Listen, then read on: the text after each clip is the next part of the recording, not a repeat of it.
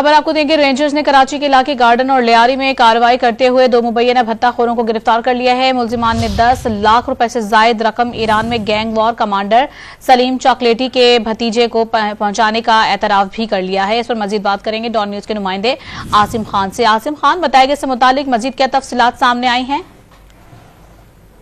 ये रेंजर्स और पुलिस ने मुश्तरका कार्रवाई करते हुए गार्डन और लियारी में से 2 भत्ताखोर जो है वो गिरफ्तार किए हैं। मुलजिमों ने आयरन मार्केट के 5 ताजरों को व्हाट्सएप कॉल की और इनसे भत्ता तलब किया था। मुलजिमान जो है 2 लाख रुपए भत्ता तलब किया था, जिस पर खिलाफ तफ्तीश का आगाज किया गया।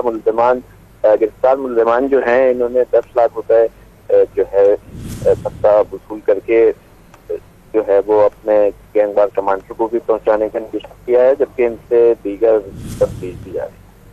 बहुत शुक्रिया आसिम, तफसीलात से आगाह करने के लिए।